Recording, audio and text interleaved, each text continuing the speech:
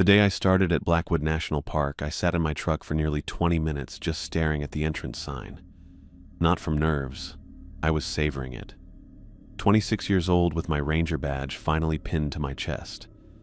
I'd dreamed about this since I was a kid who couldn't stay indoors. "You're officially late for your first day," I told myself, starting the engine again. The main station looked exactly like the photos on the National Park Service website. A sturdy wooden building with a sloped roof nestled among towering pines. Chief Ranger Davis met me at the front desk with a firm handshake and minimal small talk. "Anderson? Good. Your uniform fits?" He looked me up and down with the scrutiny of someone who'd been doing this job since before I was born. "Yes, sir." "You'll be shadowing Ranger Wilson for the first month. Listen more than you talk." He handed me a thick binder. "Park protocols. Memorize them." I nodded, trying not to smile too wide. Even his gruffness couldn't dampen my excitement. Those first few months passed in a blur of trail maps, wildlife catalogs, and visitor interactions. I spent my off hours hiking every path in my assigned sector, sometimes twice. I learned which creeks ran fastest after rainfall, which meadows bloomed earliest in spring, where the elk preferred to graze at dusk. I kept a notebook filled with observations most rangers wouldn't bother recording. The specific chirp of a western tanager, the texture of different mosses, how certain slopes felt under my boots. By the end of my first year, I could navigate most of the northern section blindfolded. That's not an exaggeration. Wilson actually tested me once, leading me half a mile with my eyes covered, then asking me to identify our location. I got it right within 20 yards. "Not bad, Anderson," she said, removing the bandana from my eyes. Most rookies would have been screaming for their GPS by now. I brushed dirt off my pants. "The ground tells you everything you need to know. That depression we crossed about 100 yards back, that's the seasonal creek bed next to Maple Ridge Trail." "Show off," she said, but I caught the smile she tried to hide. It was during that first autumn when I noticed something odd. A section of ferns near Aspen Grove, completely withered in a perfect circle, like someone had poured herbicide in an exact pattern. But there was no chemical smell, no signs of human interference. "Probably just a fungus," Wilson suggested when I mentioned it. "Nature does weird shit sometimes." She was right. I knew that. But something about that circle stuck with me. 2 weeks later, it was gone. New growth had erased any trace, like the ground had never been disturbed. Other things started catching my attention. A day when all the birds went silent at once. A coyote pack that abruptly changed their denning location mid-season. Small things most people wouldn't notice. Most rangers wouldn't either. Around the campfire during training week, senior rangers would sometimes share stories, the ones they claimed weren't for the tourists' ears. "You ever been up to Blackwater Ridge at dusk?" Ranger Mitchell asked one night, his face ghostly in the firelight. Something about that place. Hikers report feeling watched. Eyes in the trees, they say. The others nodded knowingly. "That's just wilderness psychology," I said, poking at the fire with a stick. "People get spooked when they're away from streetlights and cell service." Mitchell shrugged. "Maybe. Or maybe there are things in these woods older than the Park Service." I laughed it off. Ghost stories were part of ranger culture, ways to entertain ourselves during long seasons in the backcountry. Besides, after a full year working at Blackwood, I'd seen nothing that science couldn't explain. My second and third years passed without major incident. I earned my own patrol routes, led search and rescue training, gave nature talks that visitors actually stayed awake for. I became known as the ranger who could identify any plant or animal track in the park. Davis even nodded at me occasionally, which counted as high praise. Then came my fourth year. The spring thaw revealed a backpack belonging to a hiker reported missing the previous fall. June brought a family frantically reporting their teenage son had wandered off from their campsite overnight. By August, we'd logged 6 missing persons, more than the previous 3 years combined. I was there when we found the third missing hiker, or rather, what was left of him. The official report cited animal predation, probably bear, but the pattern of damage didn't match any bear attack I'd ever studied. I kept that observation to myself after seeing Davis's reaction to another ranger suggesting the same thing. "We deal in facts, not speculation," Davis said during an all-staff meeting after the fourth disappearance. "These are unfortunate but normal wilderness incidents. Bear populations are up this year, and hikers are getting careless with food storage." He looked directly at me when he added, "I don't want to hear anyone spreading alternatives that might panic visitors." New safety protocols arrived via memo the following week: mandatory partner patrols, enhanced communication check-ins, expanded restricted areas around cave systems and certain remote trails. The email didn't mention the disappearances, just cited revised best practices. Wilson caught me reading the memo in the break room. "You buying the bear theory?" she asked, keeping her voice low despite the empty room. I hesitated. "Not entirely. You?" "I've been here 12 years. Never seen a cluster like this." She poured coffee into her mug, the one with the faded park logo. "Davis asked me to transfer some old incident reports to digital. Found some interesting patterns going back decades." "What kind of patterns?" She glanced toward the door. 7-year cycles, increased missing persons, unusual animal behavior, then nothing for years. I thought back to the withered fern circle from 3 years earlier. "You think there's something else happening?" "I think—" She stopped as footsteps approached. When Davis entered, she smoothly changed topics. "So that's how you reset the emergency radio if it malfunctions." I played along. "Got it. Thanks for the tip." Despite the new buddy system requirement, I still took solo hikes occasionally, not on duty. That would mean direct insubordination, but on my days off, wearing civilian clothes with my ranger badge tucked in my pocket. I told myself it was to maintain my familiarity with the terrain. The truth was simpler. I'd always preferred solitude in nature. One October morning, I hiked out to Ridgeline Point, about 7 miles from the nearest road. The maple leaves had turned brilliant red, contrasting against the evergreens. I stopped to photograph a particularly vivid display when I noticed something unusual: a set of tracks that didn't match any wildlife typically found in the area. They resembled bear prints in size, but the toe pattern was wrong. 5 forward-facing digits, almost hand-like. I took multiple pictures and measurements, thinking they might belong to an injured animal, or perhaps someone playing a prank. The tracks led toward Ridgeline Cave, a limestone formation we'd closed to the public years before I arrived, supposedly due to unstable internal structures. I followed the tracks to the cave entrance but stopped at the heavy metal security gate blocking access. Strange sounds came from inside, scratching mixed with something I couldn't identify. Probably raccoons or maybe a fox that had found another way in. I made a mental note to file a maintenance request about possible wildlife accessing the restricted cave, then headed back. That night, I dreamed of dark tunnels and something moving just beyond my flashlight beam. Looking back now, I recognize that moment as the beginning. The first thread pulled in a sweater that would completely unravel. If I'd known what waited inside Ridgeline Cave, maybe I would have requested a transfer. Found another park where rangers only worried about littering tourists and occasional wildfires. But I didn't know. None of us did.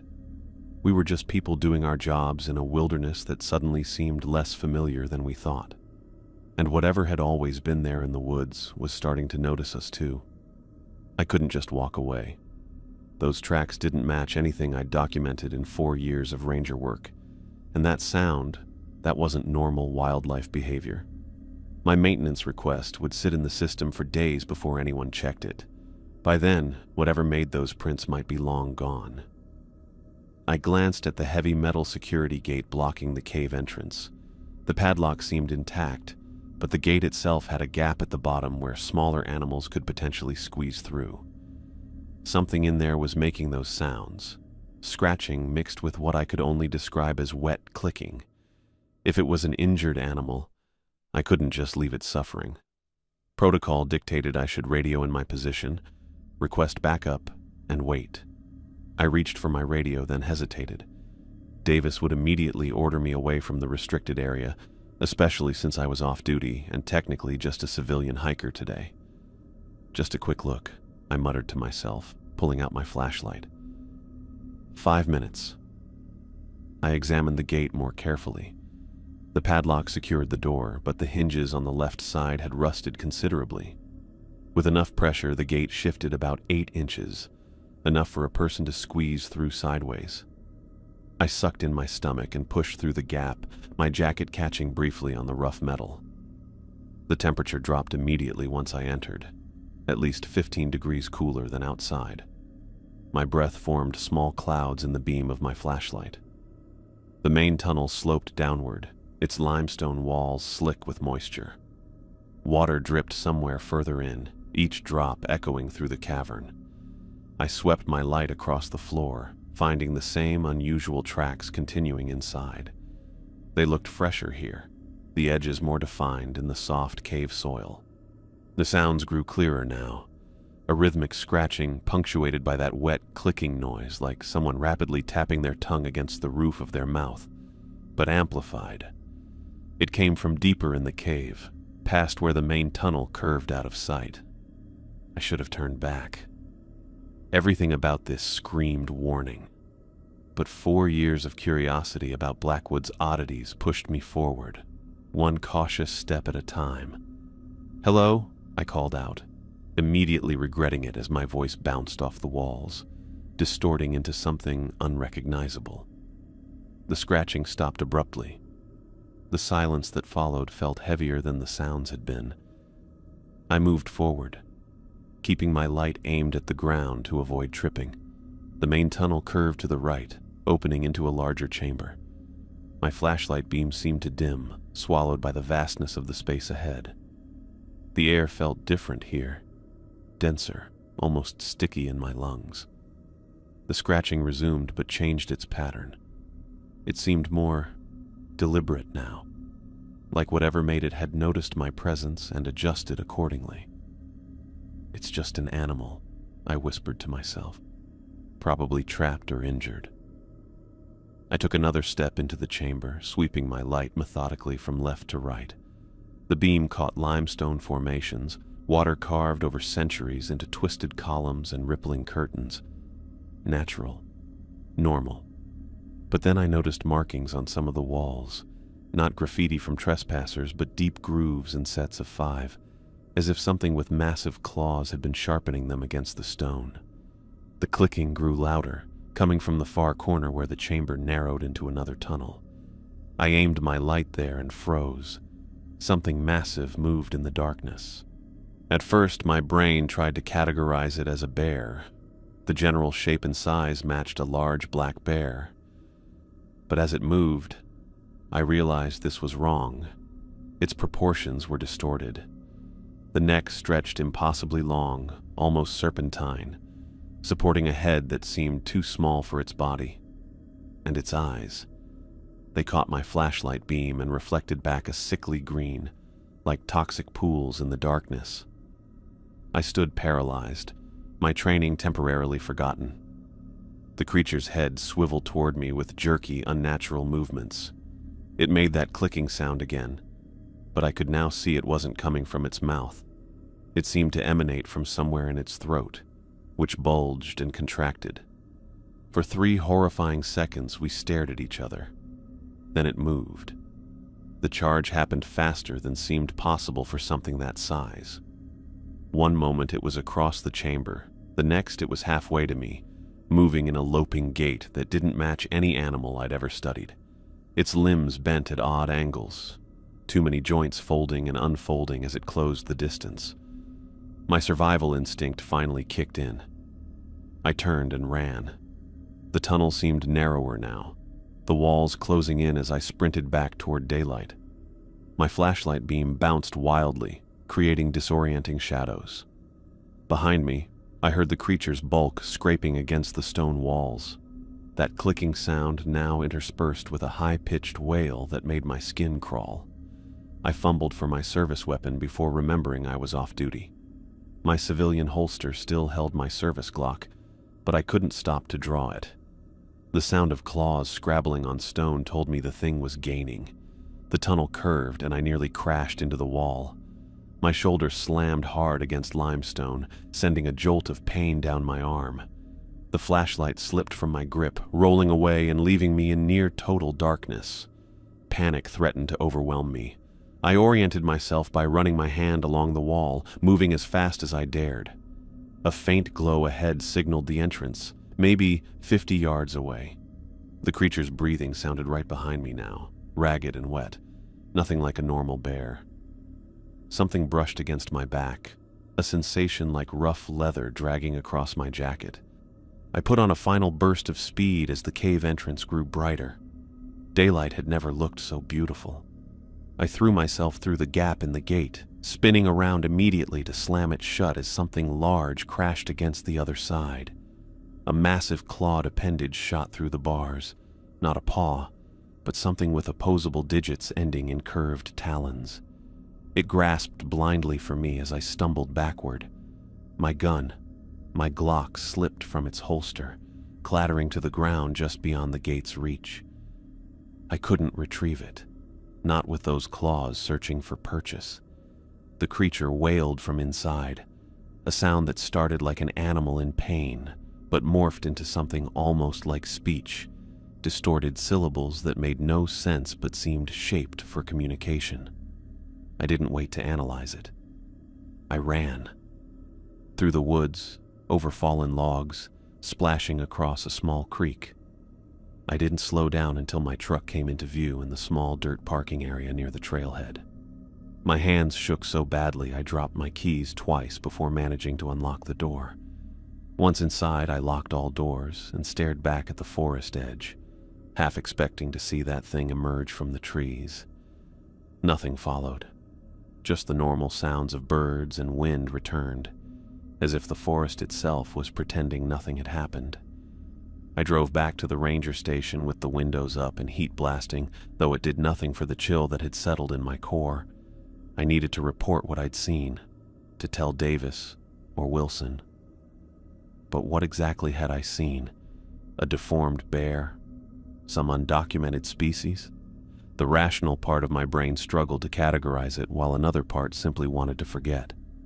That night, in my small cabin at the edge of ranger housing, I sat with all the lights on, unable to sleep.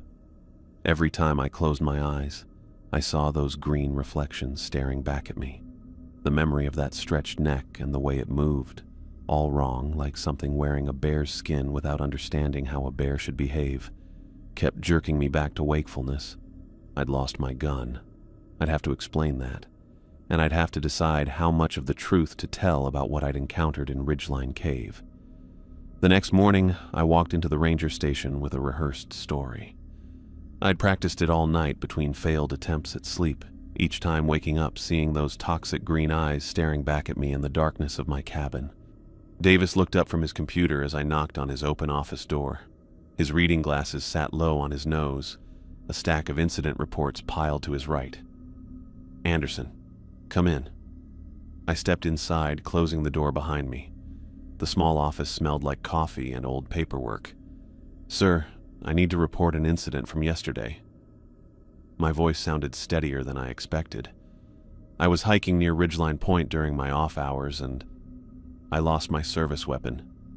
Davis removed his glasses, folding them carefully. "You lost your Glock? Where exactly?" "Near Ridgeline Cave, sir." I swallowed hard. I encountered what I initially thought was a bear. His expression hardened. "The cave area has been restricted for years."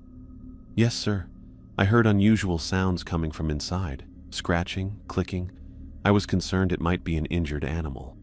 I paused, deciding how much to tell him. The gate had a gap at the bottom. I was able to slip through. Davis leaned back in his chair. "So you trespassed into a restricted area while off duty?" "Yes, sir." I shifted my weight. Inside, I found tracks that didn't match standard wildlife patterns. The toe configuration was wrong, 5 forward-facing digits, almost hand-like. Bear tracks can appear distorted in cave soil, moisture, uneven surfaces. His tone remained flat. With respect, sir, I know bear tracks. These were something else. I took a breath. And what I saw in there, it wasn't a bear. Not a normal one, anyway. What exactly are you suggesting you saw, Anderson? Davis's eyes narrowed.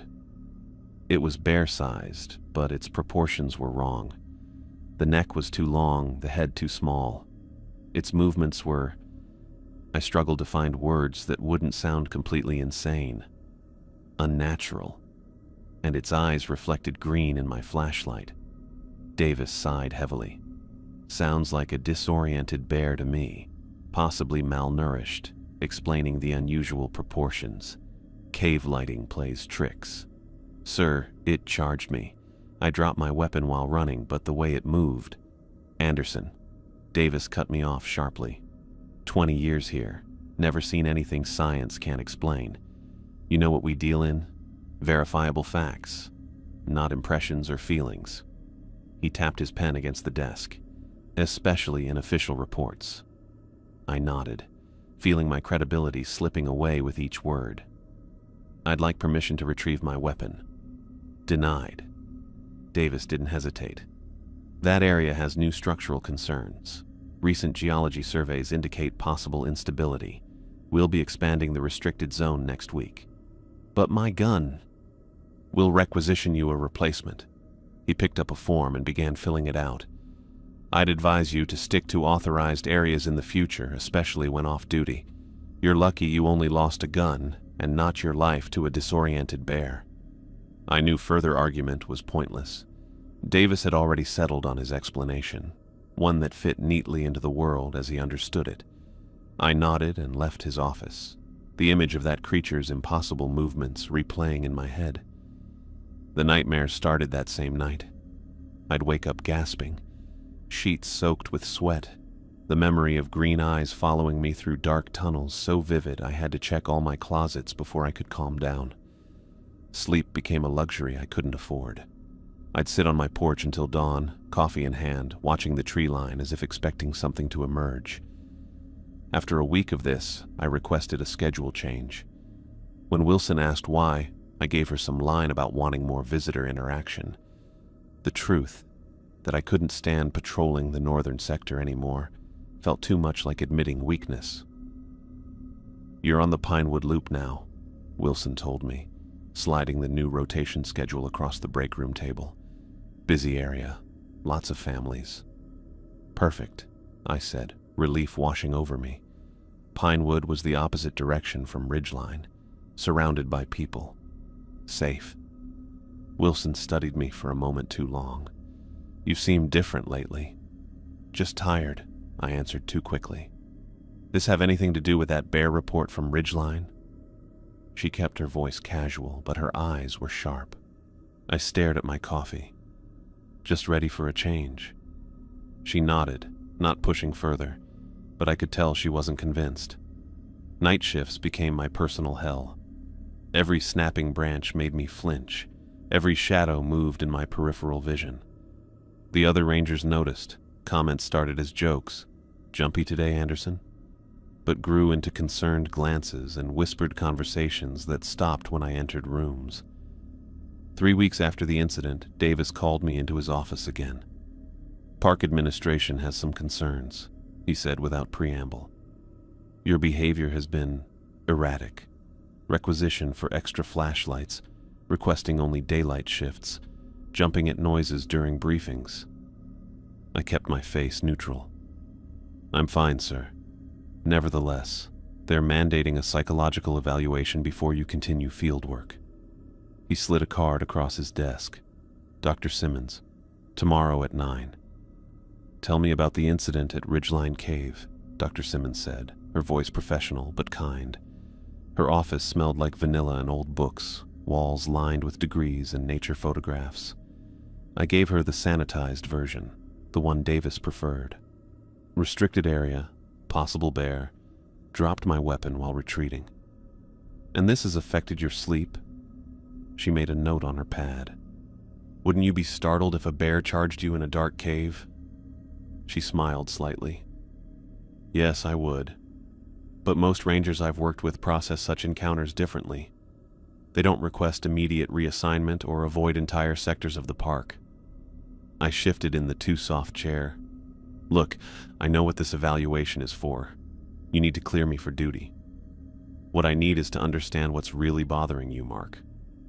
She set her notepad down. Off the record. I studied her face, looking for judgment and finding none. For a moment, I considered telling her everything. The impossible creature, the way it moved, those eyes that haunted my dreams. But I'd seen how Davis reacted. I knew how it sounded. I got spooked in the dark, I finally said. Imagination ran wild. Been working too many hours, that's all. Dr. Simmons didn't look convinced, but she nodded slowly. Well, that's something we can work with. I'm clearing you for duty, but I'd like to see you weekly for a while, to help with the sleep issues. I agreed, knowing this was the price of keeping my job. She wrote the clearance, and I was back on rotation the next day. I'd passed the evaluation by making myself small, by shrinking my experience down to something that fit into normal parameters. But normal didn't exist for me anymore.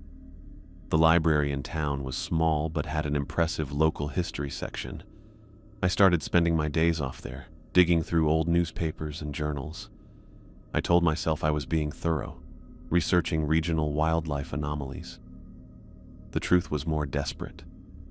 I needed to know if anyone else had seen what I saw. You're the ranger, right? The elderly librarian asked after my fourth visit. Looking for anything specific? Local legends, I admitted. Unusual animal sightings, maybe strange encounters in the woods. Older records if you have them. She smiled knowingly. I have just the thing. She disappeared into the back room, returning with a box of leather-bound journals. Original settler accounts from the 1880s. Not cataloged in our system yet. Most people find them boring, but... Thank you, I said, already reaching for them. Most entries detailed mundane pioneer life, crop yields, weather, illness. But scattered throughout were passages that made my blood run cold. A trapper in 1883 described losing his hunting dog near a cave system. Reappeared 3 days later but wasn't right, wouldn't eat, just sat staring, eyes all wrong. Had to put her down when she tried to bite my boy. A settler in 1887 wrote about his child's claim of meeting himself in the woods.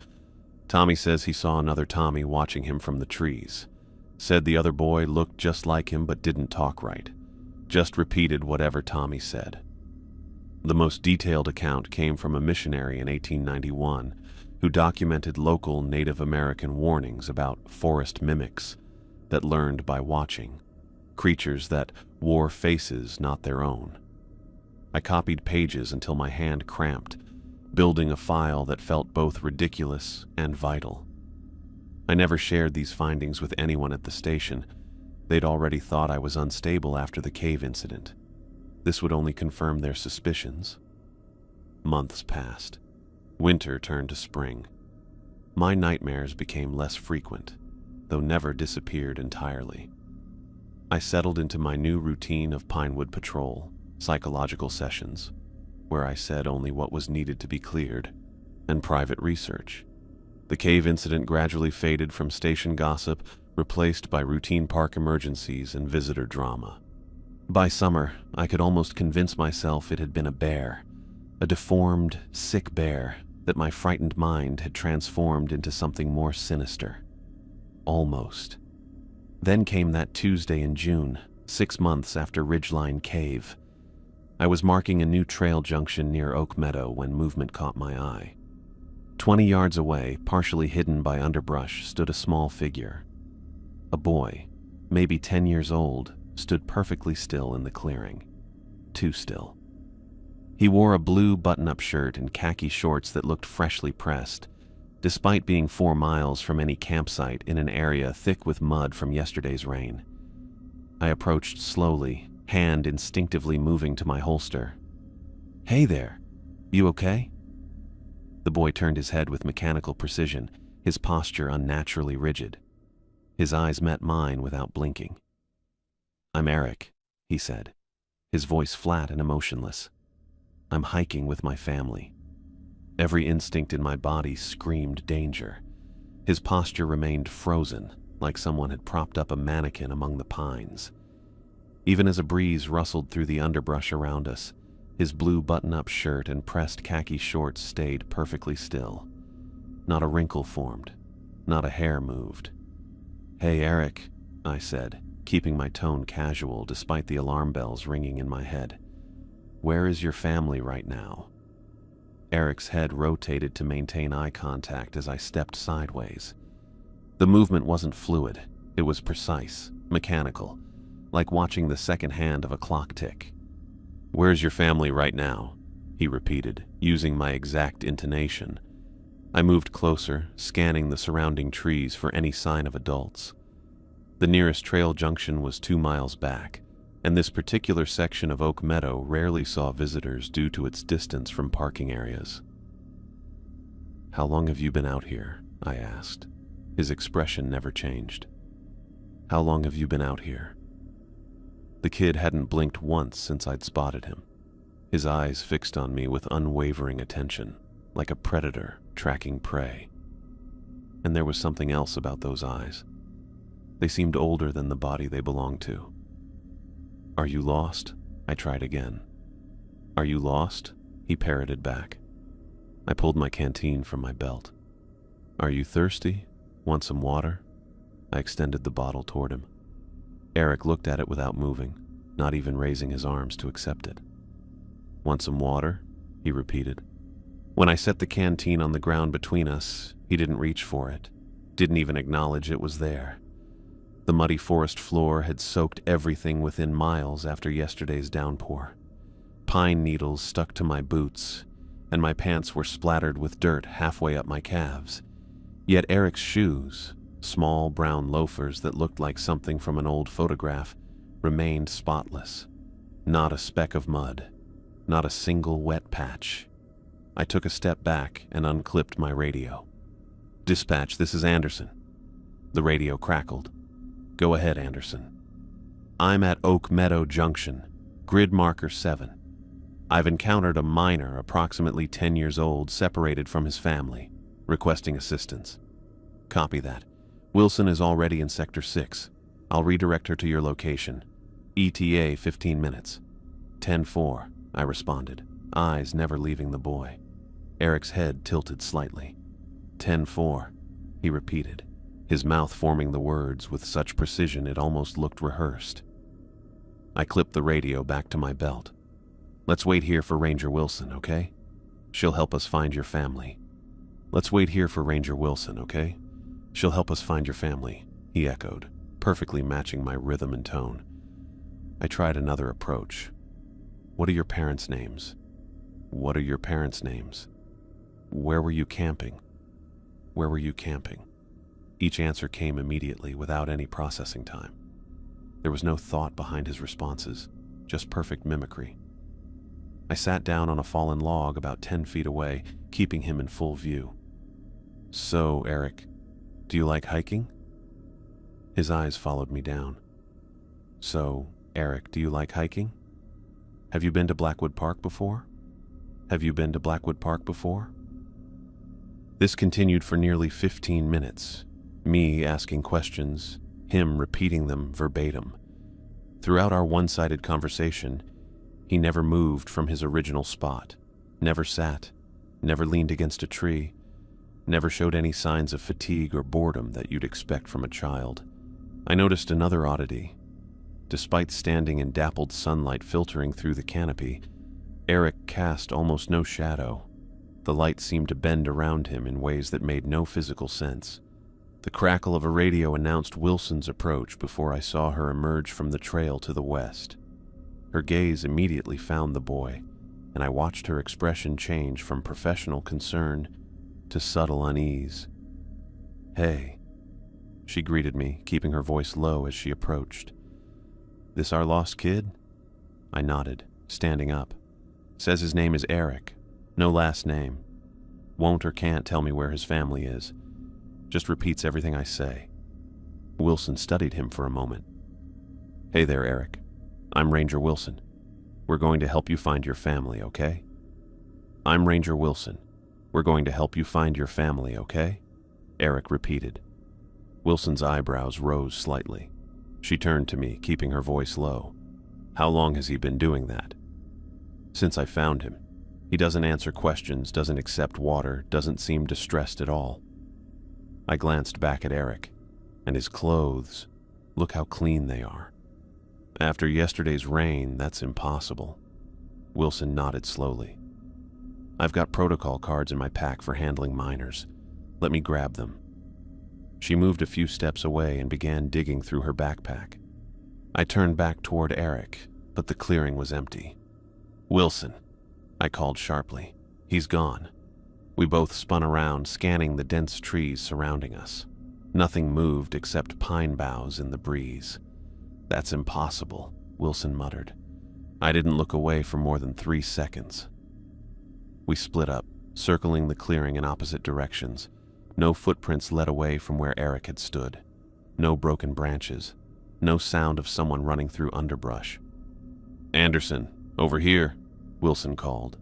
She stood at the edge of the clearing, pointing at something partially hidden by ferns. A small backpack, faded blue canvas with leather straps. It hadn't been there minutes earlier. I pulled on latex gloves before carefully picking it up. The material felt strangely old, the canvas stiff and worn in a way modern materials don't age. When I opened the main compartment, I found neatly folded children's clothing. A small wool sweater, corduroy pants, and a cap. All in styles I hadn't seen outside of history books. These look vintage, Wilson said, peering over my shoulder, like 1950s era. At the bottom of the bag lay a small notebook bound in cracked leather. I carefully opened it, revealing pages filled with symbols that resembled writing but matched no alphabet I recognized. The markings seemed to change as I looked at them, reorganizing themselves when I turned the pages. What the hell is going on? Wilson whispered. I closed the notebook, suddenly not wanting to examine it any further. We need to expand the search, get additional rangers out here. Within an hour, 3 search teams combed the area while Wilson transported the backpack to the station for documentation. We covered a 5-mile radius, checking every trail, ravine, and potential hiding place. No sign of Eric. No evidence anyone had passed through the forest except us. When I returned to the station that evening, Chief Davis was waiting, the backpack sealed in an evidence bag on his desk. No visitor passes issued to any family with a boy matching that description, he said without preamble. No vehicles in any lot registered to an owner with a son named Eric. No camping reservations under similar names. Did you check missing persons? I asked. Davis nodded. Nothing recent that matches, but the clothing in this bag. He tapped the evidence bag. Textile expert from the university says it's authentic 1950s manufacturing, not reproduction. And the notebook? Being analyzed. Initial assessment is that the symbols don't correspond to any known language. Davis fixed me with a hard stare. What exactly did you see out there, Anderson? I thought about those unblinking eyes, the perfectly clean clothes, the way he disappeared in seconds when our attention wavered. A boy who wasn't acting like a boy, I said finally. Something was wrong with him. The way he moved, spoke. It wasn't natural. Davis was silent for a long moment. The backpack will go into evidence. I've sealed this incident under restricted access. Sir, with respect, if there's a child in the park, no child disappearances have been reported. Davis cut me off. No evidence suggests this. Eric is in any danger. For now, we document and monitor. But as I walked to my cabin that night, I couldn't shake the weight in my chest. The fear wasn't that we hadn't found Eric. The fear was that we might find him again, or whatever was wearing his shape. I spent that night checking and rechecking my locks, convincing myself the tapping at my window was just pine branches in the wind. But each time I closed my eyes, I saw Eric's unblinking stare and wondered what had been looking out at me from behind them. 3 weeks after the Eric incident, I hadn't slept more than 4 hours a night. Every time I drifted off, I'd jerk awake from dreams of blank stares and perfect stillness. I'd requested a transfer to Pinewood Sector, telling myself it was because I needed more visitor contact and fewer remote patrols. The radio call came during my morning coffee. "Anderson, we've got a code Adam at Pinewood Campsite, Site 42. 7-year-old female last seen approximately 90 minutes ago." I set my mug down hard enough to slosh coffee onto the table. "Copy that. En route, ETA 8 minutes. Code Adam. Missing child." My least favorite call and simultaneously the one that demanded absolute priority. I grabbed my go bag, the one with emergency blankets, first aid supplies, water, and protein bars, and ran to my truck. The drive to Pinewood Campsite took 6 minutes instead of 8. I pulled into the gravel lot where 3 ranger vehicles already idled, lights flashing. Wilson stood by her truck, organizing a group of junior rangers into search teams. "Anderson," she nodded as I approached. "Lily Mason, 7 years old. Brown hair, green eyes, approximately 45 pounds. Last seen wearing pink pajama pants and a white t-shirt with a unicorn design. No shoes." "Parents?" I asked, scanning the growing crowd of concerned campers gathering at the edge of the site. "Over there." Wilson pointed toward a picnic table where a woman sat hunched over, her body racked with sobs. A tall man stood several feet away, talking to Ranger Mitchell. "Mother's Sarah, father's Robert. He reported it.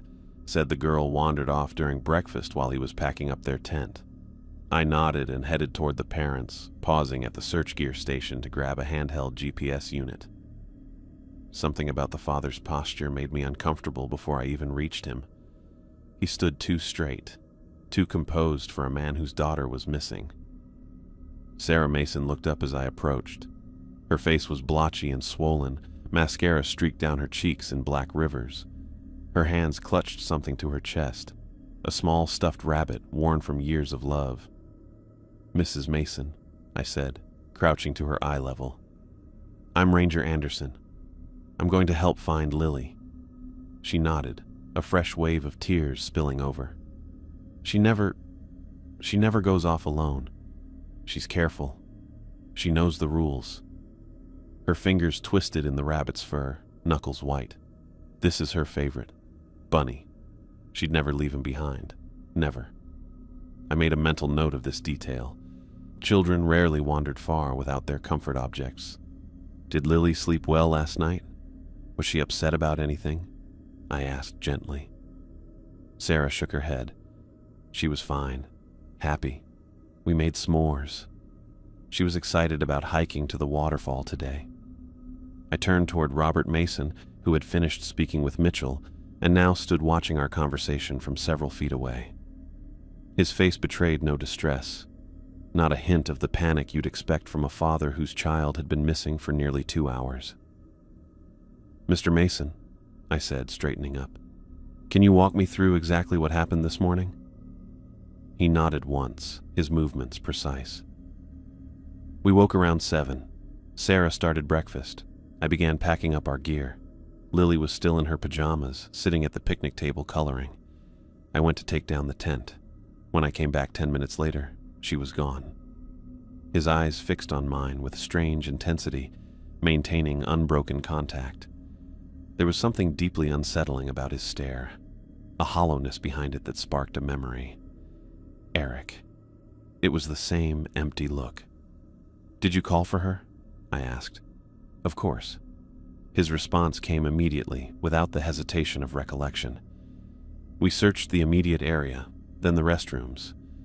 Sarah checked with neighboring campsites while I searched the trailhead. That's when I radioed for assistance. Everything he said sounded reasonable, textbook even, but something in his delivery felt rehearsed. I glanced at Sarah, still clutching the stuffed rabbit, then back at Robert. They seemed like they belonged to different emotional realities. Her devastation against his eerie calm. "And Lily has no history of wandering off? No incidents of hiding as a game?" I pressed. "No," Robert answered. The same second Sarah said, "Never." I nodded and stepped away to join Wilson, who was coordinating with the newly arrived K9 unit. "Something's off with the father," I murmured to her, keeping my voice low. Wilson glanced over my shoulder. "Yeah, I noticed. Too composed." "It's not just that." I hesitated, unsure how to explain the connection I felt to the Eric incident without sounding paranoid. "The way he stares reminds me of something." Wilson's eyebrows rose slightly, but she didn't press for details. "We've got 4 search teams ready to deploy. Standard grid pattern from the last known position. K9 has a scent item, a pillow from her sleeping bag." I studied the growing search operation. 24 rangers and volunteers were gathering, checking radio equipment and reviewing trail maps. The protocol for missing children was comprehensive, honed over decades of experience. In normal circumstances, I'd have complete confidence in our ability to find Lily before nightfall, but these didn't feel like normal circumstances. "I'm going to talk to the father again," I told Wilson. "Something doesn't add up." As I turned back toward the Masons' campsite, I caught Robert adjusting something beneath his jacket, a quick, subtle movement that sent another chill down my spine. He instantly dropped his hand when he noticed my attention. For the next hour, I interviewed adjacent campers while keeping Robert in my peripheral vision. No one had seen Lily that morning.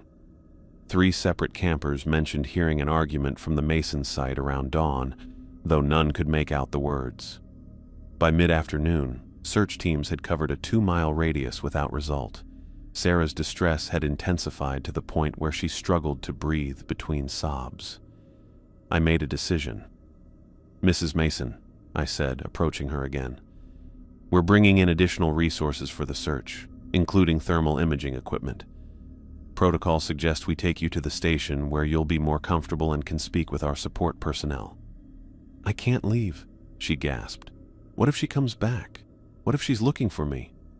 "Rangers will remain at the campsite," I assured her, "and your husband can stay if he prefers." I caught Robert's eye as I said this. Something flickered across his face, the tiniest break in his mask of composure. "That would be best," he said. "I should stay here in case Lily returns." I nodded to 2 junior rangers. "Please escort Mrs. Mason to the station. Make sure she gets water and something to eat." As they guided Sarah to a vehicle, I noticed Robert watching them leave with an odd intensity. His hand again moved toward whatever he kept concealed under his jacket. Darkness approached rapidly, the way it always does in the mountains. Search teams regrouped, switching to night operations. The K9 units had lost the scent at a stream half a mile east of the campsite. Thermal imaging would be our best hope now. I was checking battery packs for the night vision equipment when Robert appeared at my side. Moving so quietly I hadn't heard his approach. "Ranger Anderson," he said, his voice unnervingly steady. "There's something I need to show you in the woods." I straightened slowly. "What kind of something, Mr. Mason?" "I found tracks, earlier. I didn't mention them because I wasn't sure." His expression remained perfectly still as he spoke. "But I think they might be Lily's." "We have trained trackers on our team," I said carefully. "If you point out the location..." "No." He cut me off with an intensity that made my neck hairs stand up. "I need to show you specifically. It's not far." Every instinct warned me against following this man alone into the darkening forest. The weight of his stare, his unnatural calmness, the way he'd concealed something under his jacket, all of it screamed danger. But if there was even a remote chance he knew something about Lily's whereabouts, I couldn't dismiss it. "Let me grab my pack," I said, stepping back toward my truck. I reached for my radio, pretending to check its battery while actually keying the mic. "Dispatch, Anderson here.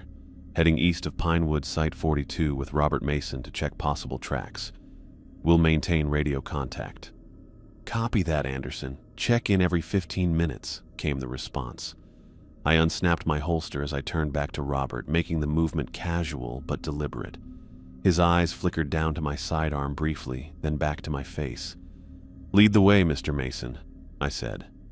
As he turned toward the tree line, I thought again of Eric's unblinking stare from 3 weeks ago. The same emptiness lurked behind Robert's eyes. Whatever connection existed between these two incidents, I was about to walk directly into it. I adjusted my flashlight and followed Robert into the woods, maintaining a careful distance between us. The darkness swallowed us step by step, the sounds of the search operation fading behind us. The woods consumed us as we moved further from the search operation. Tree branches swayed in the evening breeze, catching against my jacket. After 5 minutes of walking, I'd maintained regular distance checks to dispatch, but we were now approaching my next check-in time. Robert walked with unusual certainty through the deepening shadows, never hesitating at trail junctions or pausing to get his bearings. His movements had a fluid, almost predatory grace that contradicted what you'd expect from a distressed father. Each step took us farther from the comforting sounds of other rangers. "How much farther to these tracks?" I asked, my voice sounding tight even to my own ears. "Just ahead," Robert replied without turning around. "There's a small clearing where I found them." His unwavering confidence troubled me. Most civilians lost in these woods became disoriented quickly, especially under stress. Robert moved like someone who'd memorized the path. The narrow trail curved around a large boulder opening into a small clearing. Moonlight filtered through the canopy, painting silver patches on the forest floor. Robert stopped in the center and turned to face me. The shadows accentuated the hollowness of his eyes. "This is where you found the tracks?" I asked, scanning the ground with my flashlight. The soil showed no indentations, no sign of a child's bare feet. Robert's lips pulled into a tight smile. "My daughter isn't actually missing." My hand instinctively moved toward my holstered weapon. "What do you mean?" "She was never here." His voice remained flat, devoid of any parental emotion. "None of us were ever really here." Before I could process his words, Robert's hand emerged from his jacket, gripping a hunting knife with a blade that caught the moonlight.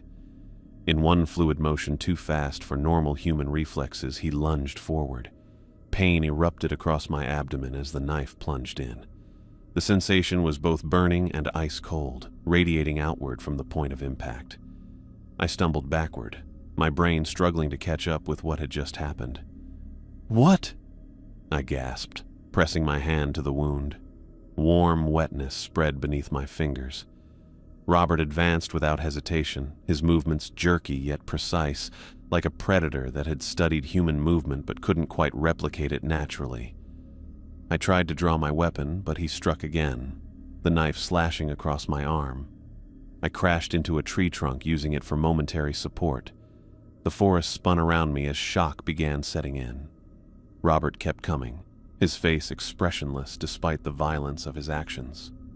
"You Rangers always notice too much," he said, voice modulating strangely on certain syllables. "Always watching, recording, searching.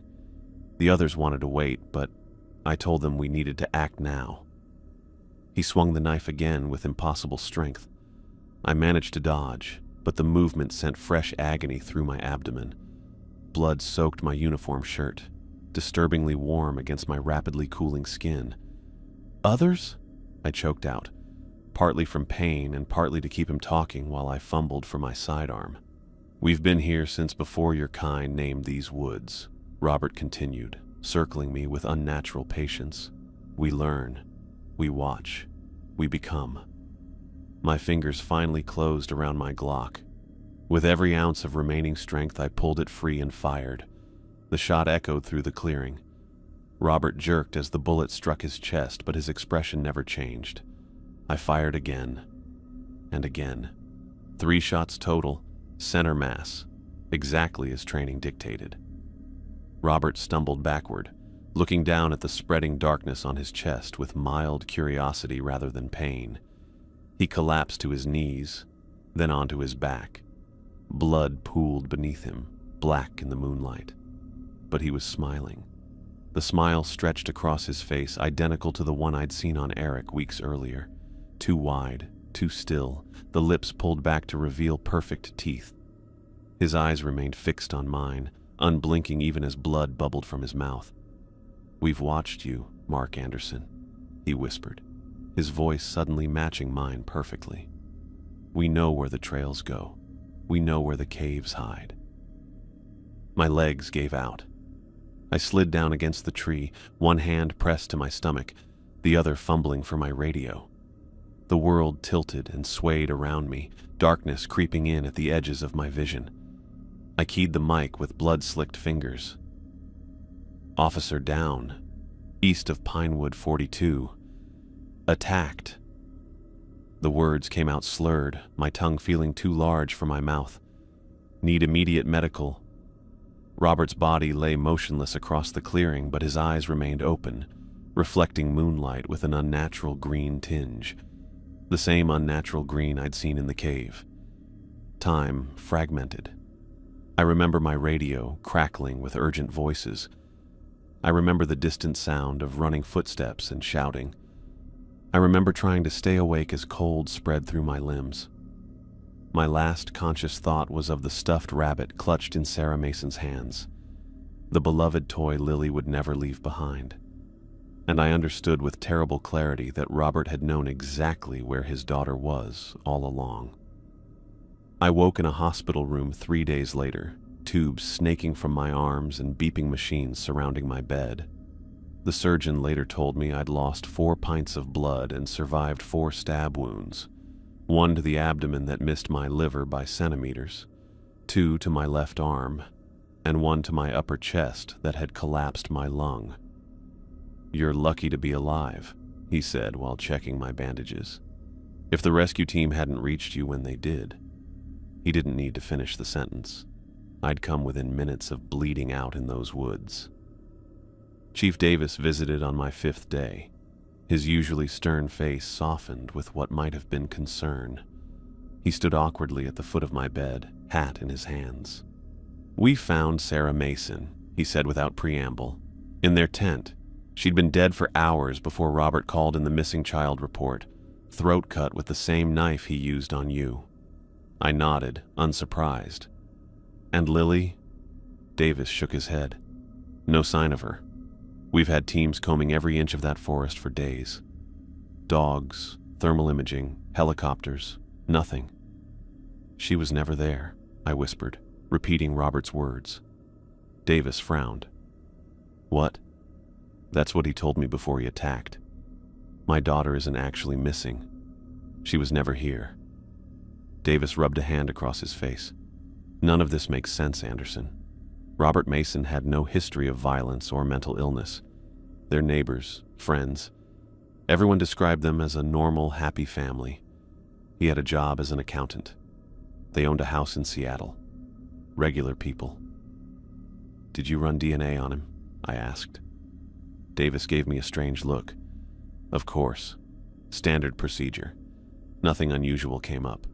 No criminal record, no matches to any unsolved cases.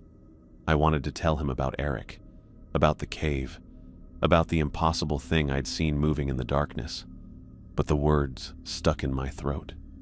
Even now, with 4 stab wounds as evidence, I knew how it would sound. "Get some rest," Davis said, placing his hat back on his head. "We'll talk more when you're recovered." After he left, I lay awake, staring at the ceiling tiles. The doctors had warned me that trauma often caused vivid dreams, sometimes indistinguishable from memories. But I knew what I'd seen in Robert's eyes as he lay dying in that clearing. The same empty nothingness I'd seen in Eric's unblinking stare. The same intelligence that had watched me from the darkness of Ridgeline Cave. Whatever these things were, they were learning to look like us, talk like us, move among us. And for some reason, I couldn't yet understand. They had noticed me noticing them. I pressed the button for more pain medication, welcoming the cloudy oblivion it brought. In my dreams, I heard Robert's voice, my voice, whispering, "We've been here since before your kind named these woods." And I knew with bone-deep certainty that returning to Blackwood Park meant walking back into their territory, where more hollow-eyed figures waited, watching and learning how to wear our faces. "You need to eat something," my sister Elaine said, placing a plate of toast beside the stack of newspapers I'd been sorting all morning. "It's past noon. I nodded without looking up, my fingers still tracing the headline from a 1952 edition of the Blackwood County Chronicle, "Fourth Child Missing as Search Continues." The article sat in a growing pile of similar stories I'd arranged chronologically on her dining room table. "Mark," her voice sharpened, "the doctor said you need to maintain your strength." "I know." I reluctantly grabbed a piece of toast and took a bite, the butter congealing on the now cold bread. My side ached as I shifted in the chair, a constant reminder of the 4 stab wounds that had nearly ended me 6 weeks ago. Physically, I was healing. The doctors had called my recovery remarkable. Mentally was another story. I hadn't slept through the night since waking up in that hospital bed. Every time I closed my eyes, I saw Robert Mason's face, that unnaturally wide smile as he lay dying, blood pooling beneath him, whispering my words back to me in my own voice. Elaine's Portland townhouse had become my temporary sanctuary. Her spare bedroom was covered with maps of Blackwood Park I'd ordered online, along with printouts of historical weather patterns, animal migration records, and every missing persons report I could legally obtain. My sister had stopped commenting on my wall of crazy 3 weeks ago, instead focusing on practical matters like medication schedules and physical therapy appointments. "The library called," she said, leaning against the doorframe. "They found those microfiche records you requested." "Thanks." I circled another date on my timeline, 1937, when 3 hikers vanished near the North Ridge, the same area where Ridgeline Cave would later be discovered and subsequently restricted. "You know," Elaine said carefully, "Dr. Westfield mentioned that fixating on—" "I'm not fixating," I cut her off. "I'm investigating." That wasn't entirely true. I'd become obsessed with mapping every disappearance, every unusual animal attack, every unexplained incident at Blackwood Park, going back as far as records existed. Public libraries in 3 counties had become accustomed to my requests for obscure local newspapers. I'd even paid a graduate student at Portland State to access archived journals from early settlers. What I'd found confirmed my worst suspicions. The pattern was undeniable once you knew what to look for. Every 7 years, like clockwork, reports of missing hikers spiked. Animals behaved erratically, and children disappeared most frequently within 2 miles of caves or underground formations. Davis and the park administration had missed it because they weren't looking at the whole picture. Each incident was filed away separately, explained as bear attacks or careless hikers or unfortunate accidents. But when you laid them all out chronologically, as I had across Elaine's dining room, the pattern became impossible to ignore. I picked up a photocopied page from an 1887 trapper's journal. The Jenkins boy returned after 3 days missing. His mother weeps with joy, but something troubles me about the child. He speaks oddly and watches us when he thinks we don't notice. The dog growls whenever he approaches. Another clipping from 1916. Search party discovers abandoned camp near limestone caverns. Personal effects present but no sign of the Thompson family. Ranger Wilcox reports unusual tracks resembling bear prints, but with hand-like features. My hands trembled slightly as I sorted them into the timeline. The painkillers were wearing off, but I didn't reach for the bottle. I needed clarity more than comfort. The following evening, I drove to the county library and spent hours combing through microfiche records of the Blackwood Gazette from 1951-1959. 4 hours of scrolling brought me to what I was looking for, a front-page story from June 1958 about 5 children who vanished during a Boy Scout camping trip. The article included a photograph of the search party and, in smaller print below, an image of the recovered items. 5 small backpacks nearly identical to the one we'd found after Eric disappeared. My phone buzzed with a text from Chief Davis. Medical clearance came through. Limited desk duty available starting Monday if you're ready. I stared at the message for a long moment. Going back meant facing whatever waited in those woods, but it also meant access to files I couldn't get as a civilian. "I'll be there," I texted back. The ranger station felt simultaneously familiar and foreign when I returned 3 days later. Colleagues greeted me with awkward smiles and concerned glances. Some avoided eye contact entirely. The news of my attack and Robert Mason's death had spread throughout the service, growing more distorted with each retelling. "Good to have you back, Anderson," Davis said, showing me to a desk in the administration area. "Nothing strenuous. Just help Wilson digitize the old incident reports. Doctor says 4 hours max per day." "Understood," I said, noticing how he carefully avoided mentioning Mason or the attack. "And Anderson," he added, lowering his voice.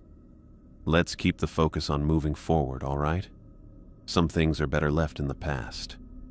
I nodded, not trusting myself to speak. Davis patted my shoulder and walked away, missing the bitter smile that crossed my face. Everything I needed lay in the past. For 2 weeks, I played the role of the dutiful, recovering ranger. I digitized reports, helped with visitor information, and maintained a careful facade of normalcy. I laughed at the right moments during lunch breaks and deflected questions about my recovery with vague assurances.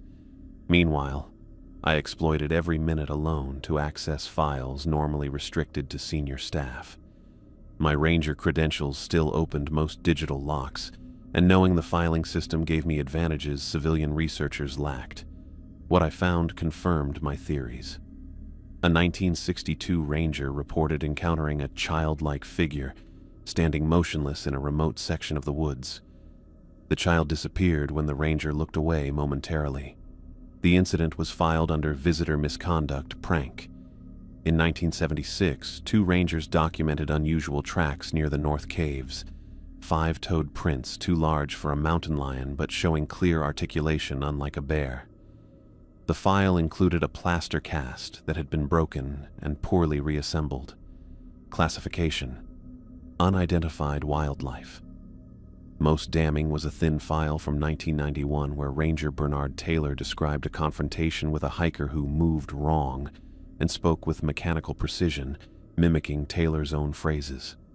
The encounter ended with Taylor firing his weapon when the hiker attacked him with inhuman strength. The body was never recovered. Taylor requested transfer the following week. Classification: violent visitor incident, possible drug influence. None of these reports mentioned connections to previous incidents. Each was treated as isolated, unexplained, and ultimately dismissed. On my 3rd week back, I discovered what I'd been looking for: the official report on Ridgeline Cave following my attack. A single-page document authorized by Regional Director Hammond ordered the cave permanently sealed due to structural instability posing imminent danger to park visitors. Attached was an environmental impact assessment that seemed suspiciously brief, and a work order for industrial-grade concrete barriers installed 2 days after I'd been airlifted to the hospital. They hadn't just restricted the cave, they'd entombed it. The question was whether they'd sealed something in, or merely covered up evidence. That same afternoon, I found a file labeled Forensic Analysis, Incident 422B. Inside was the DNA report on Eric's backpack. The results showed partial DNA matches to 5 different missing children from the 1958 Boy Scout disappearance. Not similar DNA, the exact same markers present across multiple distinct samples, as if the children had somehow merged or been combined. The analyst's notes indicated the findings were inconsistent with natural genetic patterns and recommended more sensitive testing. At the bottom, scrawled in Davis's unmistakable handwriting, "No further testing authorized. File as inconclusive." I photographed the document with my phone before carefully returning it to the exact position I'd found it. At home that night, I added these new findings to my growing map of connections. The picture taking shape was more disturbing than even my nightmares had suggested. These entities, whatever they were, had been in Blackwood for generations, watching, learning, and imitating with increasing sophistication. Eric had been an early attempt, good enough to fool distant observation, but failing at close interaction. Robert Mason represented something far more advanced, capable of maintaining a complete human identity for extended periods, even fooling those closest to him. I wondered how many others were out there, wearing faces that weren't their own. "You need to make a decision about your future with the Park Service," Dr. Freeman said during our weekly session. She was the third therapist I'd been assigned since the attack. The previous two had recommended extended leave after hearing my theories. I studied her office, noting the carefully arranged plants and tastefully framed degrees. She'd been brought in specifically to evaluate rangers after traumatic incidents. I'd learned to censor my thoughts around her. "I've been considering my options," I said. "Chief Davis mentioned you haven't responded to the field duty clearance forms. Your physical recovery is proceeding well. Is there something specific holding you back from returning to regular duties?" I considered my answer carefully. "I've developed an interest in the historical aspects of park management." She made a note. "Historical aspects? Records, archives, documented incidents. I believe understanding patterns from the past can improve current protocols." "That's quite a change from your previous focus on active rangering," she observed. "Does this interest relate to your experience with Robert Mason?" "Yes," I admitted. "I've found documentation of similar incidents throughout the park's history, patterns that might have helped predict what happened." Her pen paused above her notepad. "Similar in what way?" I needed to tread carefully. Violent encounters with visitors showing unusual behavior, unexplained disappearances clustered in specific areas. If these patterns had been recognized earlier, maybe I could have been better prepared for Mason. This was the sanitized version, close enough to my actual thoughts to sound sincere, but stripped of anything that would trigger psychiatric red flags. "So you're interested in an analytical role rather than returning to field work?" she asked. "I'd like to request permanent assignment to Blackwood's Archives and Historical Documentation Division," I said.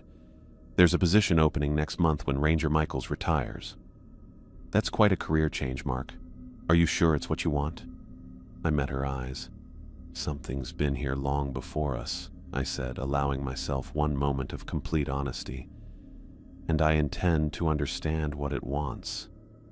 Her expression flickered with concern before returning to professional neutrality. "What do you mean by something?" "Patterns," I said, retreating to safer territory. "Historical patterns of human behavior and wildlife interaction that we haven't properly documented or analyzed." She nodded slowly, writing something I couldn't see.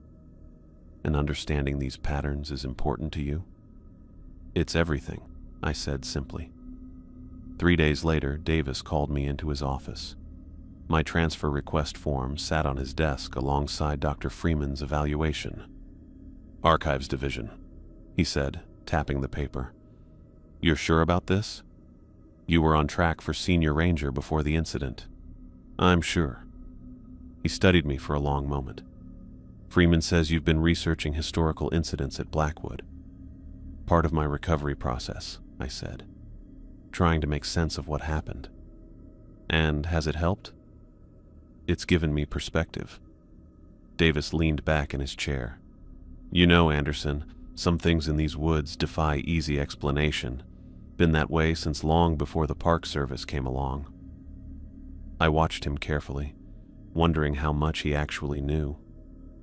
"My grandmother grew up near here," he continued. "Used to tell stories about the woods being watchful. Said some places weren't meant for people to stay too long." He shrugged. "Old superstitions." "But you sealed Ridgeline Cave," I said. His eyes narrowed slightly. "Structural concerns. The geological survey was clear." "Right." A heavy silence filled the office. Davis finally sighed and signed the transfer request. "Archives Division it is. Michaels will train you before he leaves." He handed me the signed form. "Just remember something, Anderson. Archives are for preserving the past, not for getting lost in it." "Understood, sir." As I turned to leave, he added, "And Anderson, some files are restricted for good reason. Some questions don't have answers we're meant to understand." I nodded and closed the door behind me.